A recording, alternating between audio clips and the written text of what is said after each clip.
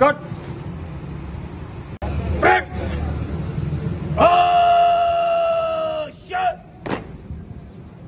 Break rescue नारा देगी हक है रेस्क्यू हक है रेस्क्यू हक है रेस्क्यू ब्रेक कभी नारा देगी पाकिस्तान जिंदाबाद पाकिस्तान जिंदाबाद पाकिस्तान जिंदाबाद Oh shit! Break! Rescue नारा देगी हक है रेस्क्यू हक है रेस्क्यू हक है रेस्क्यू ब्रेक कभी नारा देगी पाकिस्तान जिंदाबाद पाकिस्तान जिंदाबाद पाकिस्तान जिंदाबाद ब्रेक आजाद बस हक है रेस्क्यू हक है रेस्क्यू ब्रेक कभी नारा देगी पाकिस्तान जिंदाबाद पाकिस्तान जिंदाबाद पाकिस्तान जिंदाबाद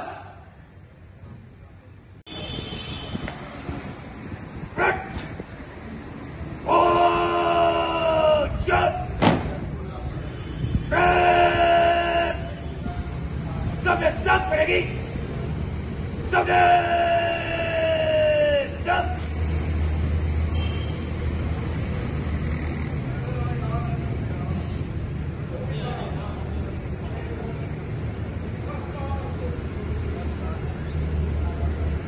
रेडी कट कट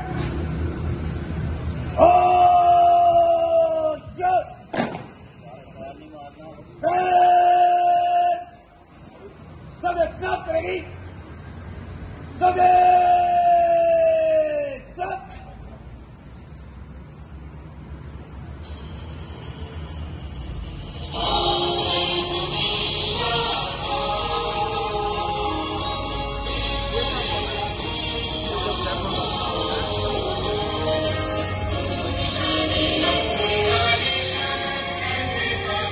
नाम के लिए हाज़िर गुलाम हो जाए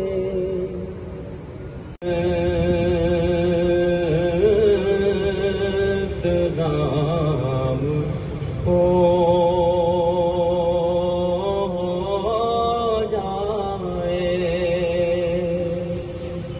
सलाम के लिए हाज़िर गुलाम हो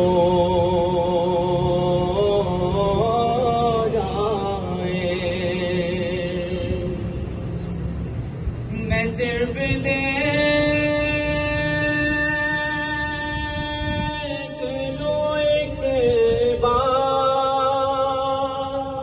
सुबह सिर्फ चूम